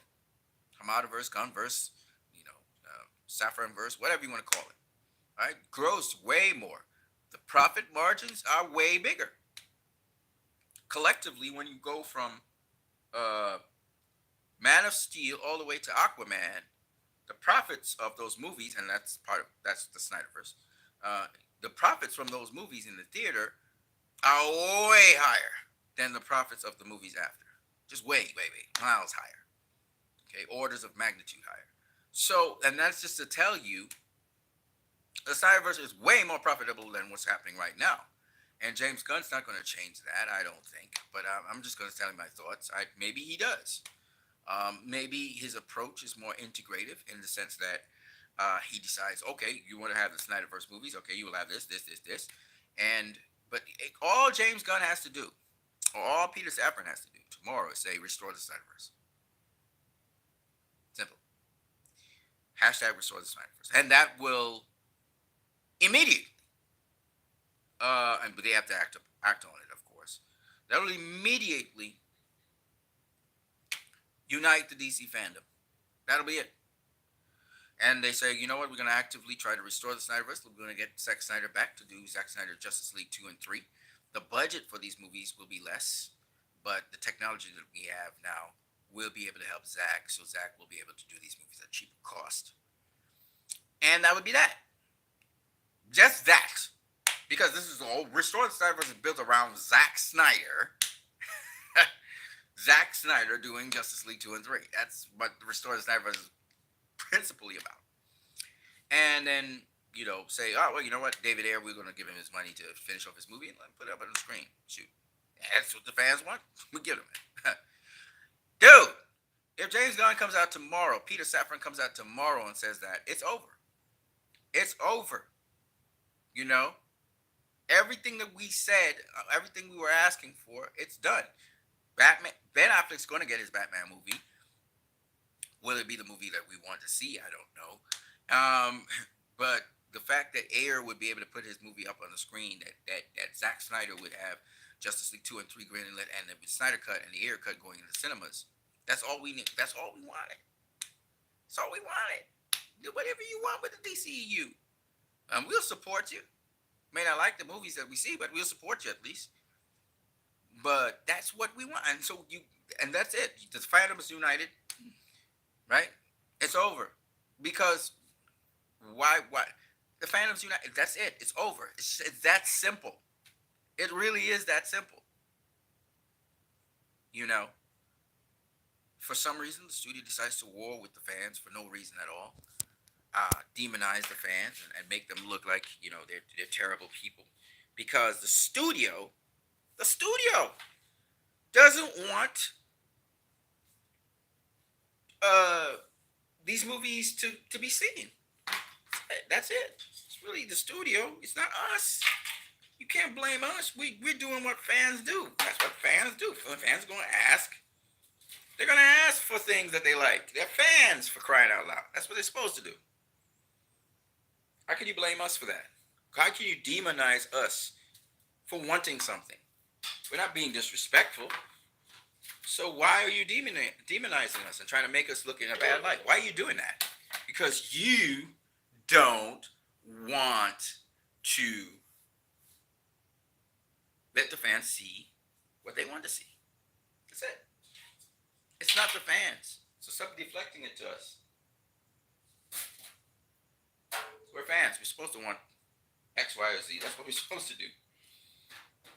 But you're saying, no, you have to take what we have, and we don't care what you say. You're trying to do it. The studio's trying to have a power struggle with fans. It's dumb. It's one of the dumbest things ever. Okay. Well, suit yourself. Fans will tell you, well, suit yourself. And they just won't go see your stuff. They're not going to fight you. They're not going to fight you. We're not going to say, oh, well, listen, you have to do what we're saying. You have to. We're the consumer. We buy your movies. If what you're giving us is something we don't like and we don't want, we're just not going to buy it. It's that simple. And there'll be no buzz for your stuff. We're not going to be excited about it because that's not what we want. This is social media. We're telling you what we want. We're saying, this is what we want. And you and your executives are going around on social media trying to make the conversation look confused because you go out there and try to argue with the fans. So we have executives on Twitter going up on Twitter and arguing with the fans that what they want is not what everybody else wants. Because they're not many. They're few and far between. It's execs. We know it's execs from the company. Come on now. Your reasoning is stupid to start with. You make no sense. You make null points. So we know it's executives doing this. They're getting on there. They're putting on Twitter handles. They're recently hopping up on social media, and they're arguing with the fans why the fans need to. It's so crazy. It's crazy that these executives, these people, they so want the thing to happen the way they want it to happen that they'll come and argue with fans and try and demonize fans. That's how stupid they are. It's really stupid. I mean, it doesn't get dumber than that.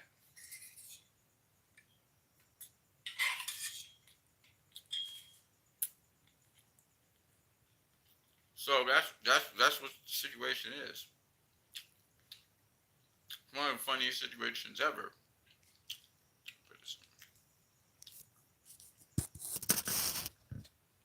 It's funny in the sense that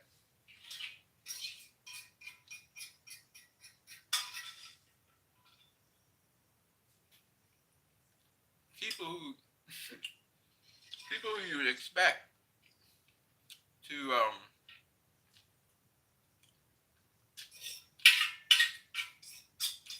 know business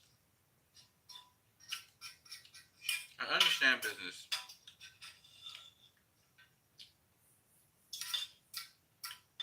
are making the dumbest investments ever.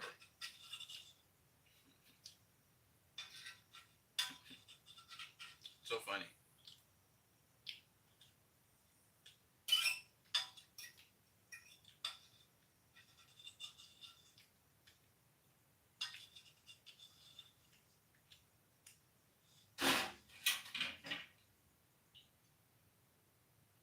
But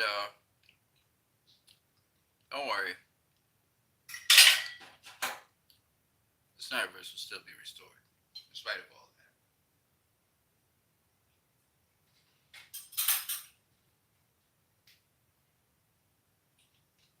As my boy Ben Affleck said, faith, Alfred, faith. It's only a matter of time.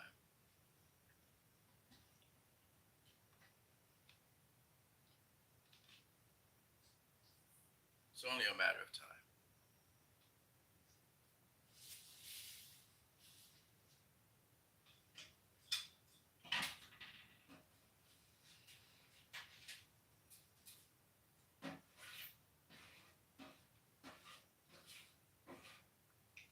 I am Christ, I am disciple. Oh, shout out. Question 13. Instead of listening to the fans, they listened to the critics and YouTubers that didn't have their best interests at heart. Yeah, brother. You know,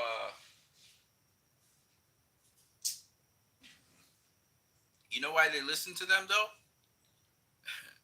Because the critics and the YouTubers were singing the tune they wanted to hear. It was in line with what they wanted. That's why they listened to them. These execs want. Y'all don't get it. These execs want to do things their way. They want to play God, and they're willing to try, you know, and fail and fail and fail until they hope they will succeed. You know, they look at Wonder Woman and Aquaman and say, "Oh, these were success stories. We can get that." But it doesn't work like that. Wonder Woman worked because both Wonder Woman and Aquaman worked because one, it was again a socio-political event, and Aquaman, Jason Momoa was all into seeing the Snyder Cut released, and then James Wan obviously also has a big following in China. That combination produced what we got.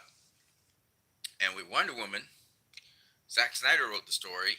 Of course, it was modified a bit. Patty Jenkins and Jeff Johns modified it a bit, but ultimately, in the end, Zack Snyder's people were working with that. Patty Jenkins really did a hell of a job directing the film and bringing out things that were just novel and new. You know, it wasn't one of those paper thin stories like Aquaman or BOP or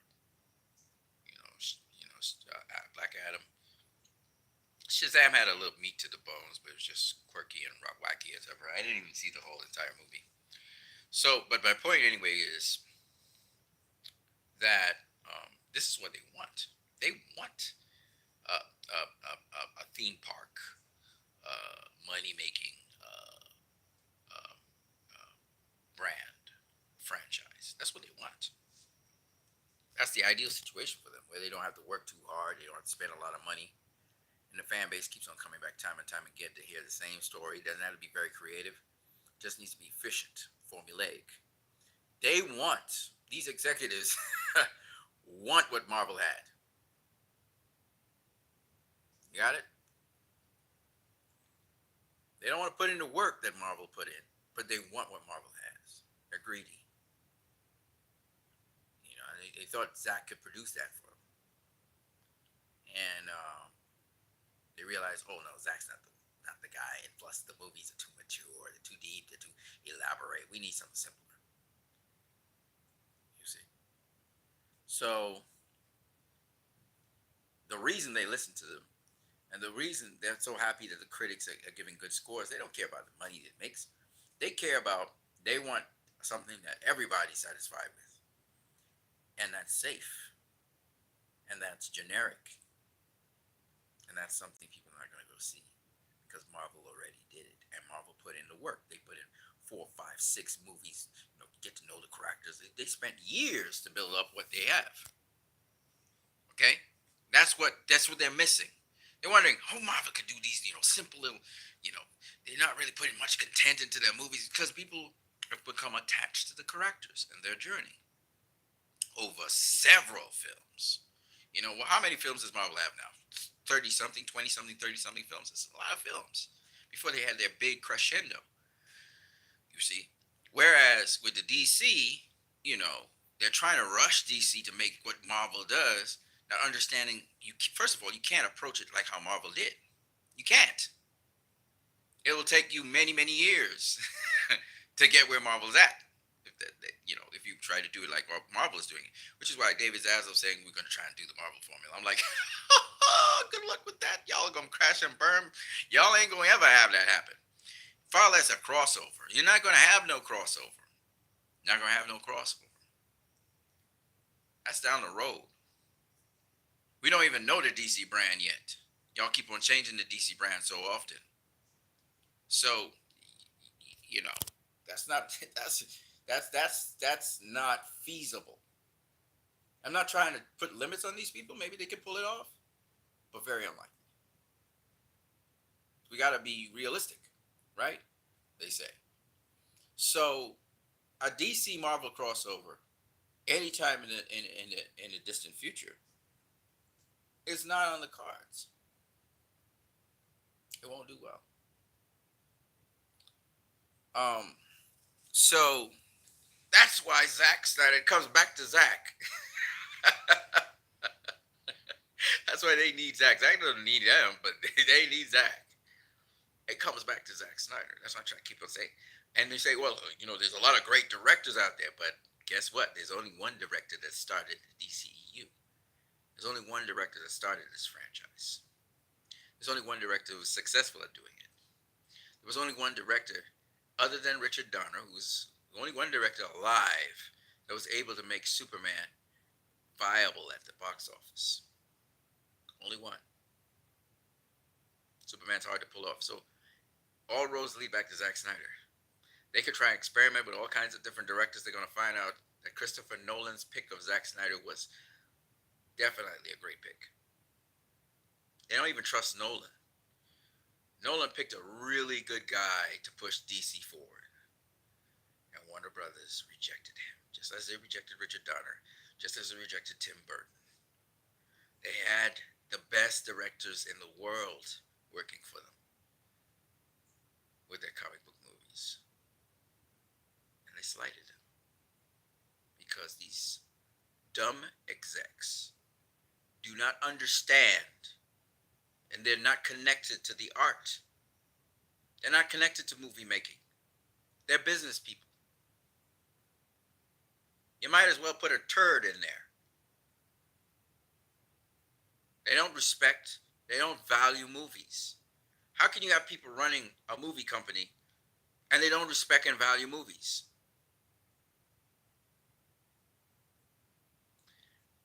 As Christopher Reeve so correctly said, back in the day, there used to be these guys, they weren't educationally trained or anything, who loved film. That is how Hollywood began. That is how movies were made. Because of the passion these people had for film, they invested their money in it and became producers. Hollywood was changed around the time of Christopher Reeve, around the 80s. And these executives from their high powered businesses and from Wall Street, etc., started to invest in movies. And they did not care about the movies. They did not care about storytelling. They did not care about, and by the way, storytelling is an old tradition. Okay. Once upon a time, it was an oral tradition. Then it became people had books and they used to write stories, and then uh, now it's a audiovisual tradition, right? In movies, film. So storytelling is as old as time itself and mankind. And the point behind it is to tell a good story is the important thing. Do you have something to say? Do you have something to tell people? And the people who run these companies don't give a rat's ass about that. I'm sorry, they just don't. They're business people. And so when something works the first time, they want that again. And they want it again. And they want it again because it works. They don't want to tell a story and then tell more of another story. They don't want to tell stories. They want results. That's why they shoot themselves in the foot. And a lot of people say it. Warner Brothers, they just throw shit at the wall, see what sticks. That's the way how they move, for real. Just stupid. All their surveys and all their data, they take it and then they just arbitrarily start throwing shit at the wall. So, you know, uh, does Warner Brothers still make good pictures? Yes. Once they're not comic book movies. Once they're not comic book movies, they make quality products. They make quality things. But the quality movies don't always make money. They get like Academy Awards and stuff, but they don't make money. The big budget, big money making things now are comic book movies and their video games. That's where they make their money. So, um, you know, they're trying to consolidate everything under one umbrella, but again, it's just stupid what they're doing, and they don't realize how stupid it is until they see the results of it. They keep on these executives keep on misjudging and misanticipating things because they're not good at understanding relationships with the fans. They don't know how to do that, and then they also don't know how to. They don't understand the creative process. They don't understand it. They don't understand what it takes to make a movie. How everything's always evolving, how everything's always changing in the movie making process. So they don't understand that, and so this is the bunch of people you end up with when you when you use people who don't know anything about movie making. It's just what it is. So that's what I got for you guys. But yes, the Studyverse will be restored because the people who are focused. So the key to this is to stay focused on what you're doing. Keep on saying your message because that's what's going to prevail. People who fluctuate and they're doing this and they're trying this and they're throwing shit at a wall, they have no direction, they have no purpose, they have no focus. So focused individuals will be able to focus them in and get them what they want, their results. And we're very focused as a group. We just have to stay consistent and focused, and it'll happen. It's that simple.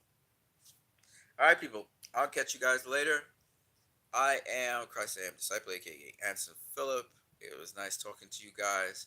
Go check out Luke chapter 2, verses 28 to 30. What is it? 32, I think it is. Check it out. That's Simeon's Simeon seeing the fulfillment of, the promise to him. Similarly, we're going to see the fulfillment of it, but we can start celebrating right now because we already know Snyderverse will be restored, and Zack Snyder will return for Justice League 2 and 3.